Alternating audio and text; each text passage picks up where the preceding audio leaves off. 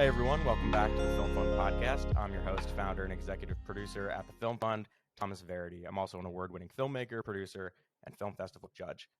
I started the Film Fund to give filmmakers an easier, alternative way to get their films funded. Instead of working on a screenplay, crowdfunding campaign, or grant application, you write one sentence pitching your film for a chance to receive up to $10,000 and other prizes to make it. Our Winter 2022 narrative and doc funding contests are now closed. I want to thank everyone for entering and say that we're excited to begin the judging process. I want to remind listeners that contests do happen regularly, so if you're listening at a later date, check the website at thefilmfund.co for the most up-to-date information. Today we have Chris Guerrero on the show, Film Fund winner from a previous contest. Very excited to chat with him about his career, his winning pitch, and just about everything we can talk about with film. So, Chris, thanks so much for joining us. Could you give us a little bit of background about yourself? Hi, yeah. So my name is Chris Guerrero. I'm originally from a small town outside Fresno, California. I've been making movies ever since I could make movies, I think. I also started off in radio, which is kind of a fascinating thing about me. My dad was a sixth grade teacher and he ran a radio station out of his classroom. And so I got like an eye for storytelling, an ear for storytelling when I was really, really young. And so then when I left my small town, I went to UC Santa Cruz and got a film degree there.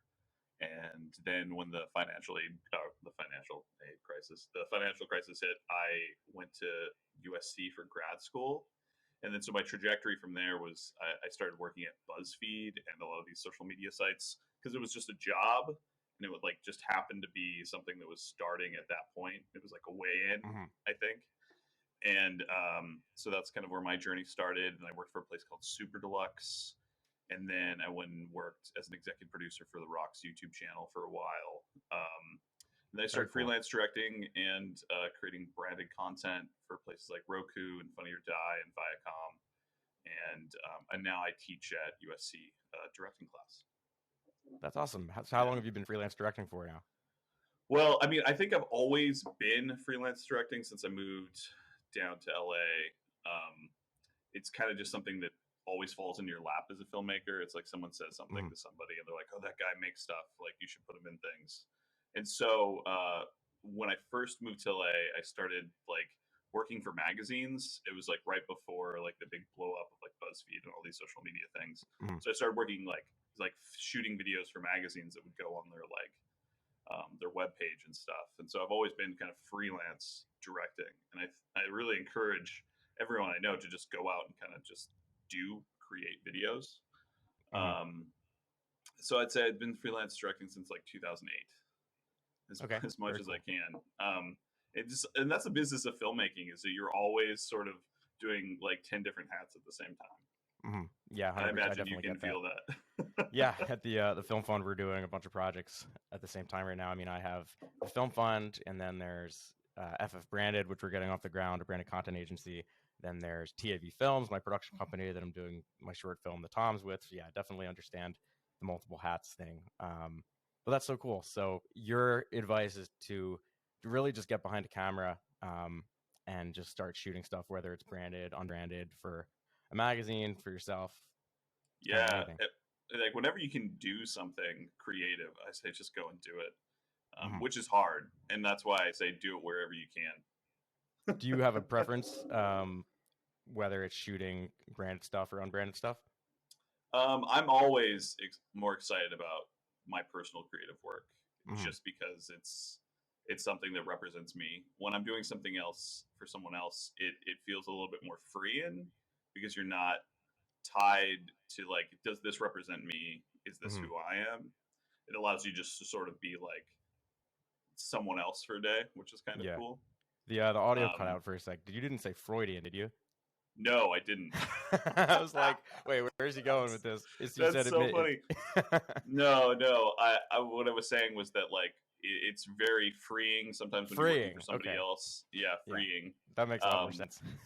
When you're doing something for somebody else versus yourself, but creative stuff that's for me is always more fulfilling because you get to like figure out who you are when you're doing that stuff. For sure. Where do you what's your inspiration for your personal work, and what do you generally focus on? It's funny. I had this conversation with my class a few weeks ago. I think that I like to call it my point of view, my POV. It's changed and shift over the years. But originally, it was like discussing masculinity and the perils of masculinity. Mhm. And a lot of my work that I did at BuzzFeed was sort of about masculinity and how toxic masculinity is bad. Mhm. And That's so cool you were able now to work it into BuzzFeed. yeah, I mean, it's funny because it's sort of like it's always masked with comedy, Right. you know, and it's sort of like I helped create the Try Guys, which was sort of part of. To me, I saw the Try Guys as sort of this like reduction of masculinity and sort of like exploring that and how masculinity is like you can have masculinity outside of being toxic. Mhm.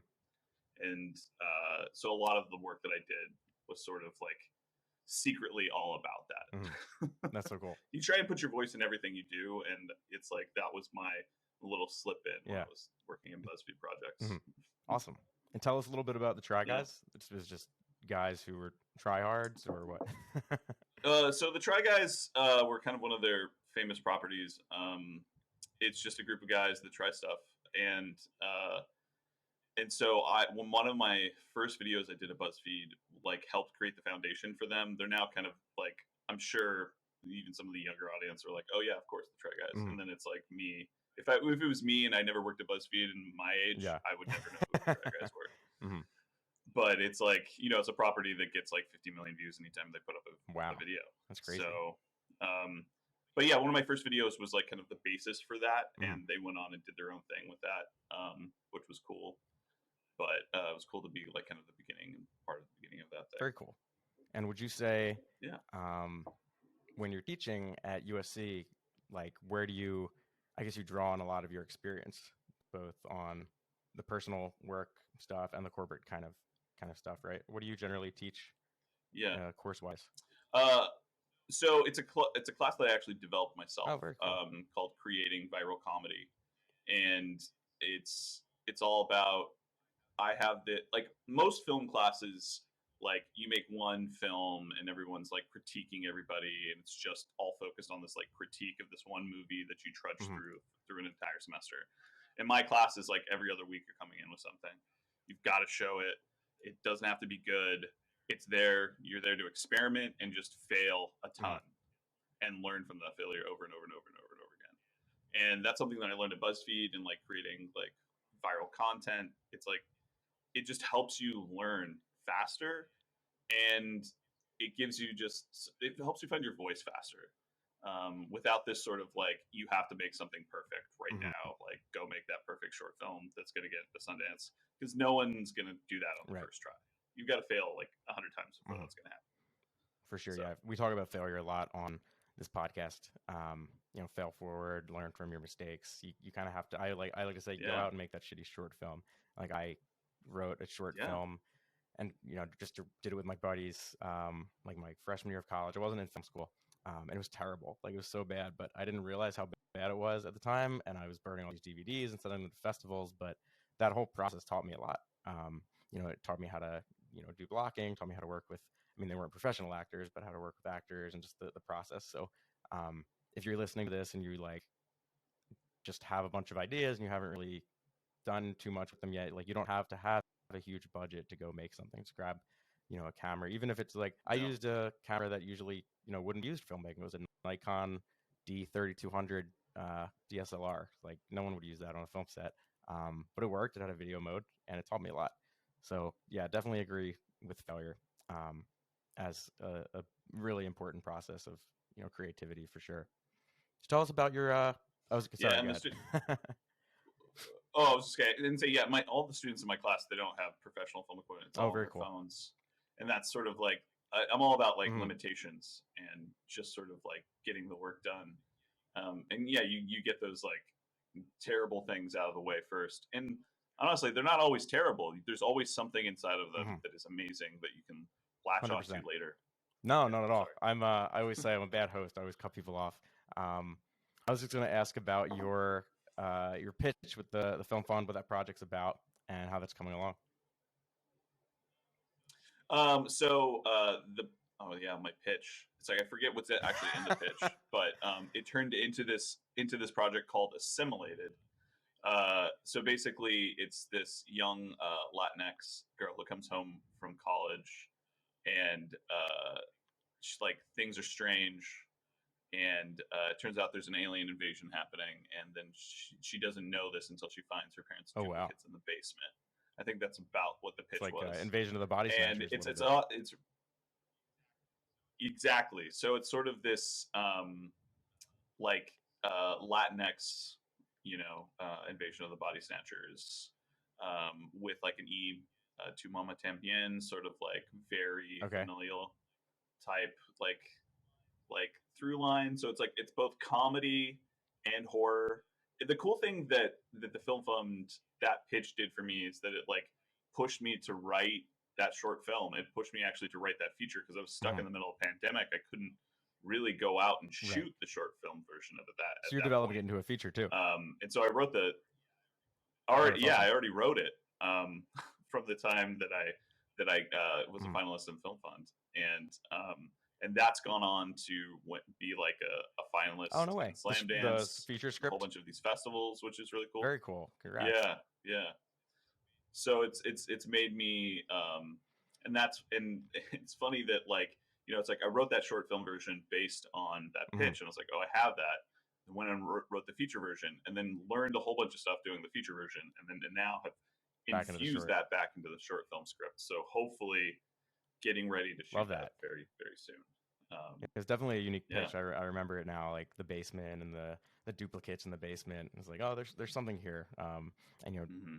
kind of injecting the Latinx plot into there as well, adding some more depth to it, and it's really unique.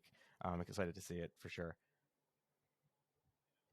Awesome. Yeah, it's something close to my heart because my family assimilated Hmm. into it's funny with like Latinx people, like assimilation is just sort of like the baseline for everything. It's like not only did the Spaniards come over and like assimilate, Aztec and like native cultures, they then like coming to America, you have to then Yeah. assimilate here, and sort of that through line and that narrative of all of like that trauma, and then adding that extra layer of Hmm. like an alien invasion was just very Is the theme of intriguing to me. And also, I grew up, okay? in Yeah. like the '90s, Yeah. I love X X Files. Files and stuff. Is the theme of So Black Goo. masculinity, is that kind of through this story as well? So no, I mean, I think, well, yeah, I mean, I imagine there are elements of that, but the POV for this, my POV has kind of shifted over the last couple of years into sort of like exploring my Latinx identity, and in a similar fashion of how I explored masculinity, sort of just exposing the kind of like generational trauma Hmm. and stuff. It's like just like how Right. masculinity has done. I mean, in Latinx cultures, like Hmm. machismo is a huge thing, and the main character in this film is a woman, but she's dealt with the Hmm. other side of masculinity, as it were. So I mean that's a big important thing of it, but I think it's also sort of now I'm sort of focusing on Hmm. that Latinx identity, which is exciting to me because I haven't really explored that because I was Yeah. afraid of that part of myself for so long, because it's like movies aren't getting made Hmm. about Latinx people really. So it's just sort of like I felt like I had to be someone else, but now it's like I Yeah. realize No, like no, I love that. I screw mean, that. Be like you've got to be authentic to who you are. Like this exactly. is the story that needs to be told. This is it's like those stories in your head that they're always there, and you're like, no, I can't do that because no one's gonna care. Yeah. And I'm like, wait a second, who cares? It Hmm. takes a while to get there though. I don't think anyone can like do that in the Yeah. first swing. Like dig deep. You've got to Mhm. really Yeah, and I think continually you used a figure really that great out. word there, authenticity. I mean, that's what people want to see in storytelling. I think it's why a lot of people, I mean, yeah, Yeah. comic books are fun, but it's why a lot of independent filmmakers and people who generally respect film as an art form don't like all the Marvel movies because they're not authentic anymore. I mean, yeah, sure, you can have like I'm sure there are some rewarding moments in those stories and the plots are good and they can get emotional sometimes, but there are just so many of them now that it's diluted and it's like, oh, can we churn out now? What IP can we repurpose to make $1 billion I'm exaggerating, but I think finding like authentic stories is still so important. It's why I love indie film, because most independent filmmakers, they're drawing from their own experiences, they're drawing from their own lives, and they're still telling those stories that are important. They're not like saying, oh, I'm going to make a Superman movie now. So I think being authentic and really finding like a true storyline within what you believe in is really important, and it's so cool that you're doing that. Yeah, I mean, I think that it's you I Mm-hmm. don't think you can do that on your first try though. I mean, maybe you can, but it's always sort of like each time, every step you take, it's like strive to find that Yeah. authenticity in yourself. It's funny that you mention Marvel movies because it's funny how history kind of has repeats itself. Like this time in filmmaking history, like 100 years ago, Mm-hmm. that's exactly how films were made. We're in this sort of like shop factory, like we're Mm-hmm. churning out the same thing over and over and over again. And then we grew out of that, right? Like the Thin Man series, or even like there was like a Superman series that happened back in the like back in the 40s and 50s, where it's Mm-hmm. just like they churned them out every week. Like it was just like everyone wanted this Superman story, or everyone wanted this story, and it was sort of just like Yeah. a factory floor of like we're going to be churning this stuff out in the studio system. And then that all like got blown up with like the new cinema in the 60s and 70s. And I'm Mm-hmm. hoping that that's what happens now, right? Like that we kind of get to the point where, oh, like Yeah. we're kind of done with like this factory version Mm-hmm. of filmmaking, and Yeah, now I we can think get back to basics. the great thing too about how it's different from that old period when they were churning out films and that kind of dominated the studio landscape. I mean, just I'm going to sound, people have been saying this for years now, but accessibility to equipment is so much easier now. You can pick up your phone and shoot a film, buy a $15 app, Filmic Pro, and you can adjust the Yeah. settings and learn exposure and basic things like that. So I think it's a lot easier to say like, okay, screw this big Marvel movie. I'm going to tell a story I'm passionate about. And yeah, you're not going to hit it out of the park on your first try. You're not probably even going to get close to the subject matter that you're talking about on that first try with that authentic story. Like I found that too. Like I started doing comedies as a way to, I think, deal with some like trauma I went through when I was younger. And I wasn't like, I tried to write about it, but I was always afraid to kind of get there, thinking it was too like cliched or too dramatic or something like that. But as I developed my writing voice a little bit, I realized I really like dark comedy. I like black humor, and then that gets me closer to like the drama and maybe the actual story I'm trying to tell, and it's infused there. So, yeah, I think it's definitely a process of finding your voice and finding out what actually is authentic to you and what you want to be saying with your work. Yeah, and it takes a long time. And I think filmmaker. I don't think you ever know exactly Mm-hmm. 100% what your voice is or what your authenticity is. I think we're all striving to get there. It's like we're all on a journey of learning, and I think that's the one thing that I've learned is this sort of like Mm-hmm. you haven't really learned it all, and you never will. So Yeah. just sort of like enjoy the journey of that, and keep striving. It's like you can never be Mm-hmm. you're never going to be exactly what you envision yourself to be. It's like even Christopher Nolan wishes he Right. was like Alfred Hitchcock or something. Like, and that will Mm-hmm. never happen. You can And I'm never sure Alfred be Hitchcock Alfred wanted Hitchcock to or be whoever. whoever his idol It's was just in that time. yeah, exactly. And it just kind of goes on. Hmm. History just kind of goes through those cycles, and Yeah, we'll never be what we envision ourselves yeah, in our no, heads, because that's 100% like agree with that. perfection, and perfection is What are not your thoughts possible. on film festivals? I know, just Yeah. segueing into that, I know you said you're a finalist in Slam Dance for your feature script. Do you have any other film festival experience you could speak about? Yeah, I mean, I've been to tons of festivals. Hmm. I've also been to Sundance, but like not with a film or a project. And to me, film festivals are fantastic for meeting people. They're fantastic for Hmm. like networking and connecting with like-minded people. I think they're a really important, vital thing. I didn't feel that way until a couple years ago. I thought like film festivals were sort of like an archaic institution that were going to probably disappear.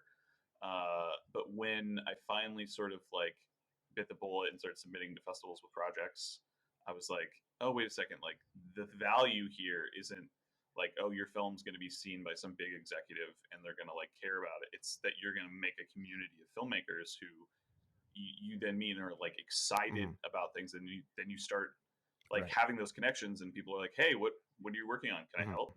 And then it's just sort of like, it's just cascades. So film festivals are fantastic for connecting with Do you think people it's and realistic finding to a find tribe and maybe a finding a manager community for representation yourself. or an executive at a film Um, festival, or do you think that's kind of less common these days? I I think it's super less common. I think unless you're like at Hmm. a massive film festival like South by Southwest or Hmm. Sundance, it's like it's not probably gonna happen.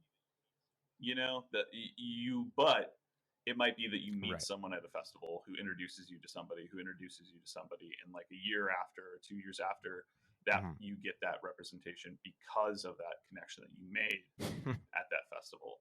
I like to think about it as dating.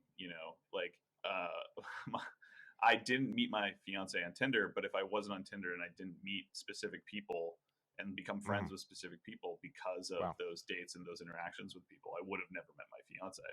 So it's all about sort of like Hmm. making those connections, building that community, finding your tribe, and I think those connections follow after. But yeah, I don't know how reasonable it is to say like, Hmm. oh, like a film festival is going to give you X. Like to expect that, to think that it's going to do something for you, like fix your wildest dreams, like this $30 entrance fee. It's like, Yeah. and also like most films at film festivals are awful. They're terrible. Like, and you're like, oh, Hmm. wait a second. Like, am I awful? Am I terrible? But it's all like perspective, right? So like Right. those films, they might not be for you because it's a film festival, you know. So and we have to remember, like, if Hmm. it, especially if it's a short film, like there's probably 100 short films playing at that festival, and it's like everything's a numbers game, and like Yeah. people seeing it, That's, I mean, and that's it great takes time. insight.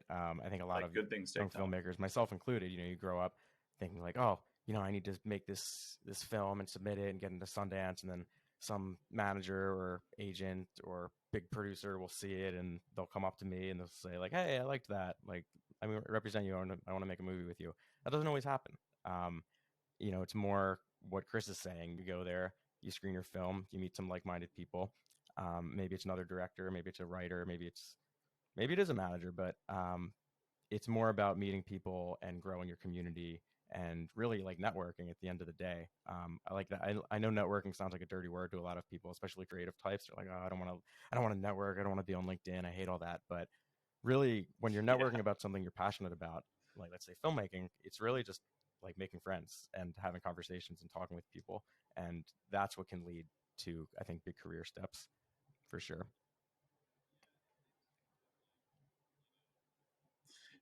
yeah, and I also think that like you know when you go to a film festival Hmm. and you're a person who's like there just to get something out of it, just to be like, I'm only here Hmm. because I need a manager and I want to meet executives, and like that's all I care about. You go Exactly. there Yeah, with that 100%. mentality, like no one's gonna, everyone thinks gonna think you're a jerk. It's like it's everyone is there for a film too, and Hmm.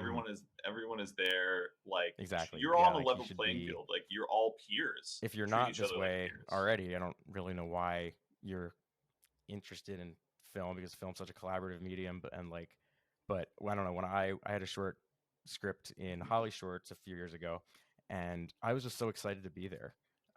Like just talking with other filmmakers, I wanted to see every screening block I could, like basically lived in the theater all day just watching shorts.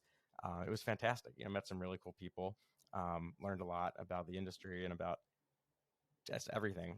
It was kind of, this was before I started the film fund too, and I learned about just how hard it is to fund a film. So like going to those festivals, like no, I didn't get signed, I didn't get a Yeah. big deal, I didn't win the competition, but I talked with like and a crazy amount of filmmakers, and I asked them, how'd you get the funding for this, or like you know, how did you produce this? How did you do that? And I was really doing research, really, without even knowing it, just on like how to create the film fund and how to be a producer, get things off the ground. So that's just one example of like something unexpected that came out of my festival experience. Like just going with an open mind, I think, is super important. Yeah, and film festivals like Holly Shorts and like very specifically short film festivals, they're some of my favorite festivals because there's just so many people there, and there's so many people who are Mm-hmm. just excited to make movies. Whereas like Yeah. other festivals tend to be like feature focused, and Right. making a feature film, it like astronomically more amounts of money, and just Mm-hmm. astronomically more amounts of time, and it there's a certain type, like once you get to making those features, it's like a completely different level than short films. And Mm-hmm. I think places like Holly Shorts or like LA Shorts or Palm Springs International Shorts Festival, those places are like where you can really build community, because those are people who are Mm-hmm. like I'm excited about making short films, I'm building my career, like we're all on the same level, let's get connected. Mm-hmm. And Yeah, that's yeah, I awesome. really love Holly Shorts. When were you there? This was, God, I'm trying to think, like 5 years ago, I a while I ago. I live like, I don't know, like three miles from Hollywood, so I Oh, always go to really? Holly Shorts if I Cool. can. That's So if you're awesome. ever back out Yeah, I here, was you let me there. know. Let's let's hang Yeah, out. I'm in post production of my short film right now, The Toms, and I'm planning on submitting it to Holly Shorts. Um, hopefully we'll get accepted there. We'll see. But yeah, if I'm out in LA, another cool festival I was at out there was called Dances with Yeah, Films for that's a good Americano. one. Yeah, That was a good one too. Mhm. yeah. I had my short Car Stealers premiered at Dances with Films a few years Oh, back. very cool. Yeah, Did you meet anyone interesting there in terms of community building? yeah. I mean, Dances with Films is another really great festival. It's because it's very shorts focused. So I Okay. mean, they do have features and stuff, but it really feels like, and it's funny because it's all in the same place. It's all the like the Right. TCL Yeah. Chinese Theater. So it's like you always get Mm, deja vu when you're back in those spaces. yeah. But yeah, I thought that was because they're really focused on community building there and being like a very Mhm. independent festival. And so Yeah, they had a ton of events, and yeah, it was pretty cool. You got the LA experience. There was this one hotel. Um, Roosevelt probably. yes, the Roosevelt Hmm. by the pool. It was like go to the pool party, and I was like sitting there, get the bar. Like this is cool. Yeah, the Roosevelt Right is. by the I mean, pool. that's like old school. That's where the first Yeah. Oscars was held, if I'm correct. Oh, really? I Yeah, in didn't that know that. lobby. Yep. That's so cool. Wow.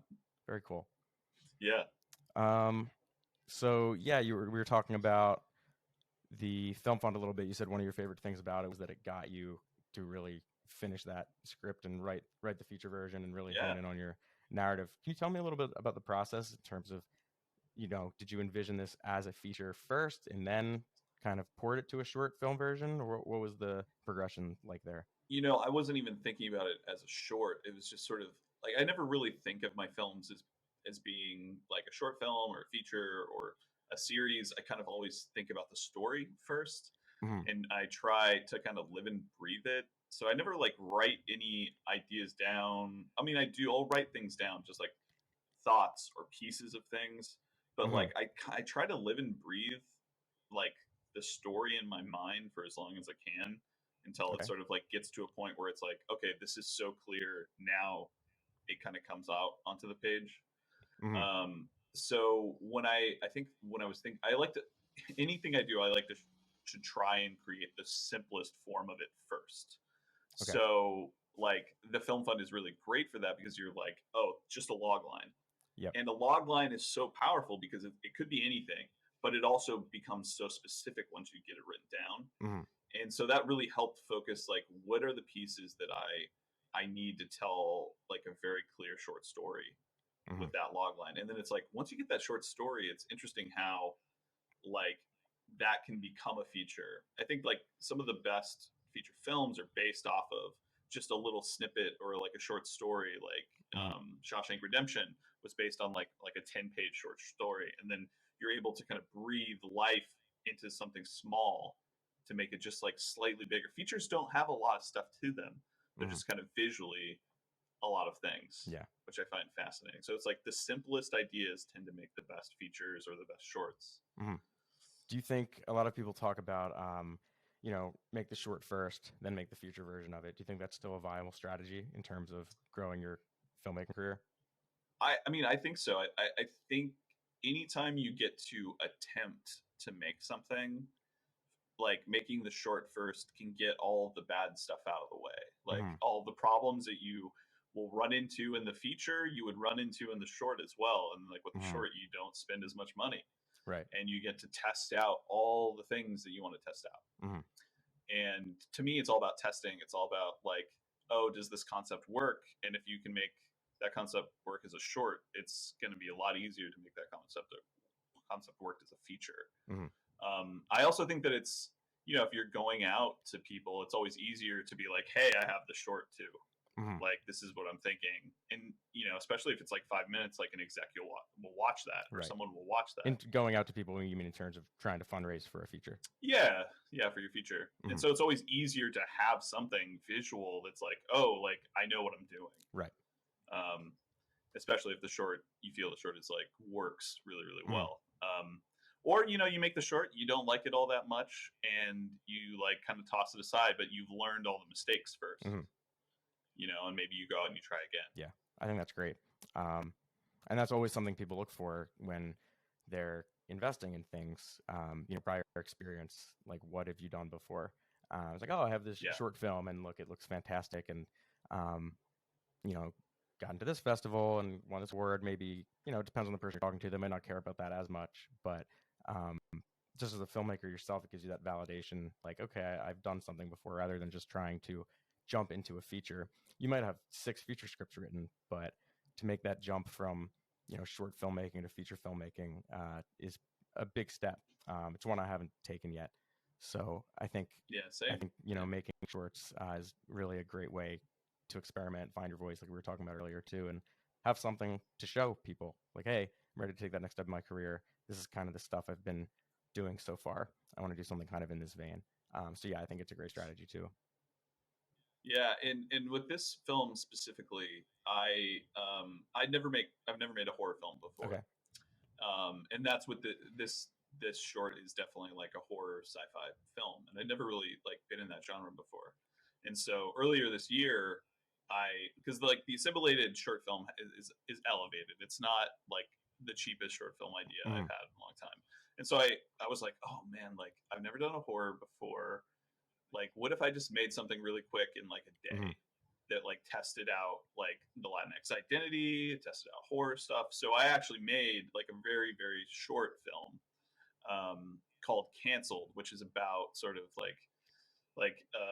this TikTok influencer who's sort of appropriating like Day of the Dead culture, and then she gets attacked by like a spirit. They kill her. That sounds cool. And so I just like made it in like a day, wrote a script in like a day, and then now that's getting in festivals. Awesome. So it's like that's just another test. So it's like you may have this really great idea, but you're like, I don't know how to execute it. And I've never done this certain thing before. It's like make an even shorter film version of that. Make an even like what's the 3-minute version of that. Test that out. Like if that's feeling good, go on and make that next level up. You don't always have to like swing for a home run. And it might even be easier to like get that thing made, and then then it's sort of like, oh, and then I have this other thing. Then this other thing connects. For Canceled, did you have a budget to work with? No. So I guess you drew on that community that you've been building for it. Yeah, and I drew on that community, and I mean, it was only like 3 or 4 people on set. It was like COVID times, so it was like keeping everything really lean. I shot it in this exact room where we're just like your own equipment now. Yeah, just my own equipment, just a couple of lights, all in one space. It just takes place in this room, and that's it. And I was kind of amazed at like how well it turned out, because I like limited myself so much that like it's funny how like those limitations actually make for better storytelling, and because you don't have to like, it's like, oh, I don't need that tracking shot, or I don't need this, I don't have to do all these insane things. It's just this very small focus on the story, and then let it come through a little bit more. Yeah. So what you've got a lot of stuff you're working on. USC, your short films, feature films you're writing. What's next for you in the next year or so? I'm hoping that there's a couple other features that I've written that are very small, that could take place in like a house. I'm hoping that I can get like that sort of Hmm. feature off the ground, and hopefully getting this assimilated done in the next Hmm. 6 months or so. That short film, continue like also revamping the assimilated script to go out and try and sell. It's for film. I think filmmaking is sort of like how many Yeah. irons in the fire can you have at the same time?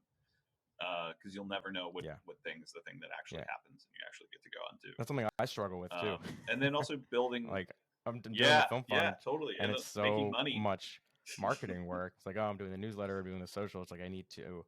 I'm looking at maybe delegating some of that so I can actually focus on what I want to do. Like doing short films, doing the film fund is great. I'm super passionate about the community that I've built and all the content we put out and funding short films. But it's like at the end of the day, all right, well, like I want to do, I want to do filmmaking too. So yeah, I definitely understand the irons in the fire. Yeah, it's Hmm. and also making money. I think it also comes down to like how do you support yourself, and then Yeah. how do you support yourself creatively, which is sort of why I teach, and I'm sort of constantly going after branded content. I'm trying to like break in as a Hmm. commercial director too, to sort of like be making kind of bigger budget commercials while also being able to like go and Right. do my own personal creative things. It's sort of balancing the commercial side of yourself and the Hmm. like creative side of yourself. And I think both of those things are very important because it Hmm. helps inform the other. Like knowing what things work commercially can help your creative stuff, so you can like make those creative decisions that Hmm. make your stuff more commercial, you know. So it's this sort of constant battle between being super creative and Hmm. like going out and trying to Do you make think the money. opposite is true too? And I think Like that learning those, creative stuff helps yeah, commercial I think the work. opposite. Yeah, so it's like doing those two things help each Hmm. other out. They raise each other up. And so constantly trying to do those things. I don't think mentorship is huge, which is why I teach. Because the funny thing about teaching is that like also 90% of the time you're Hmm. learning from your students too. Like everybody's learning together, and that's the most exciting thing about like teaching. So I'd say find a mentor or Hmm. mentee relationship too. Like go out there, and if you feel like you're at a point where like you can teach someone Hmm. like all the things that you wish you knew, like Yeah. help people out with that. Like learning like 90% of it is learning Hmm. like all the Yeah. things not 100%. to do. So and you'll it's so fulfilling to sort of help someone who's new to it, but you'll learn so much if you Yeah. do. So I'm always push people to say like find someone to help, Hmm. like work on someone else's projects, like until you feel like maybe Yeah. and, I'm a and big like believer in mentorship that is just huge. I think as well, for that's sure. the thing that we're lacking. And that's for any industry too. I mean, like I have I guess you could call him a mentor, friend, former professor. Gives me tons of advice, on the film fund, FF branded, and it's like just so helpful because he's been there. He's more of a product developer, entrepreneurship person than film, but in any industry, like it's helpful to have kind of like a guide to go to, and it's rewarding for them too. They get to share their knowledge, they get to help, like generally someone who's younger, a younger mind, out. So I think having someone who's done that with film, especially someone who's done the festival thing, who's done branded content, who's done everything, is just so helpful to have someone there, like a guiding light. Yeah, and you'll be amazed at sort of like Hmm. how it helps focus yourself too when you're doing that sort of thing. You start to see like what really matters, and you start like mining those like great specifics of why Hmm. things worked for you or Yeah, didn't work for totally you. agree with that too. Um, so what else can we talk about? We're at the end of our script here. Do you have anything else you want to add, Chris? Oh man, go out there Yeah, and make go make films, stuff. everybody, I think it's so important too. and keep making films. Um, yeah, I really hope that the future of like independent filmmaking, like I really hope that independent filmmaking becomes the forefront of the filmmaking conversation, and that people care about it more, and my big fear, for our future is that like places like Netflix and like Disney Plus and all these sort of VOD services Mm-hmm. sort of overlook new voices. They focus completely on like already existing IP, and like no Yeah. one takes a chance on anybody creatively anymore. And with the fact that like Hollywood has not historically focused on diversity in voices, and like you know the biggest audience population is like outside of like white people is Latinx people, Yeah. and there's just no Latinx films, and it's like why, right? And we have these amazing filmmakers who have all these amazing stories to tell, and then we're just Mm-hmm. continually telling the same story over and over and over again Yeah. from the same like 3 or 4 directors who are getting Oscar nominations. It's just sort of like, why Yeah. are we doing this? I think it's just for money. But the irony is like if we started Mm-hmm. focus on these other people, we might even make more money. You know. So my hope is that we are able to Mm-hmm. get to a new golden age of You're making me really excited, Chris, independent because I have all these voices ideas about coming to how the to forefront. fund independent filmmakers on the feature level with the film fund. It's just all about, yeah, yeah. We I should would love definitely to talk hear about about it. I it. would love to help you with that, man. Yeah. So we need to have I need to another figure out brain how to connection. stop. I had a digital producer working part time for a little while. I mentioned him on the podcast before. Um, and it was kind of over Yeah. the pandemic. He got like furloughed or something from his full-time job, so he was just kind of doing it to have something, and then he went back to work full-time, and I ended up just doing it myself again. But I really should, like, I want to I love the film fund. I want to step away from like the nitty-gritty marketing work of the film fund, because I have bigger ideas like the feature film funding program that I came up with like 2 years ago now, and it's just sitting in a slide deck on my laptop, and I want to fucking do it. So we should definitely talk in the future. I know, and I'm not going to share the exact Yeah, details do on it. the podcast yet, but happy to talk I'd love to help. in the future and work together Yes. on fleshing that out for sure. Yeah, let's do it. I'll hit you up after Yeah, this let's set up a call, recording. man. Chris, I Let's want to do thank it. you so much again. What are your social media channels and online presence so people out there can check you out? So I have the screen name that I've used since I had AIM back in like '94. Okay. Mindshock, MINDSHAWK. All of my socials are that. So you can find me on Was that your first Twitter, screen name? Instagram, Facebook. A lot better than mine. That's so funny. We talked about screen names. Yeah, and I I was think like, on the I'm last not going to podcast change it. recording that hasn't been released yet. My first screen name was Turtleboy9596 because I really liked turtles. So I think yours is a lot cooler than mine. I just can't believe that it's Yeah. like no one ever took those screen Mindshock. names because it doesn't have any numbers It's a cool or anything. one, yeah. And I was like, I was always just the worst gotta with screen keep names. My going. PlayStation I've ID gotta was keep going with Tom52. this. Yeah, it's not. I'm not the most. I named the film fund. Like, not very creative. Whatever. Tangent. Chris, thanks so much. Check out Mindshock on social. Latest contests have closed, but if you're listening at a later date, maybe they're open. I don't know. Check out the website, thefilmfund.co. Sign up for our newsletter for the most up-to-date information. Check out our social media channels at the Film Fund on Instagram, Film Fund Co. on Facebook, Simply Film Fund on Twitter. I want to thank our sponsors, Expressway Cinema Rentals, who sponsored a 2-day prize for this past contest. That, like, they have been for a lot of contests recently, so I want to give them a big shout out. We really, really appreciate you guys. You really make a difference to me and to the filmmakers who receive the prizes. And remember, check out our website for the Learn page. It used to be called the blog, now it's Learn. Filmmaking, producing tips. You learn how to do shit, how to write a screenplay, how to get funding, how to edit using free tools online. It's a bunch of free resources out there you can check out.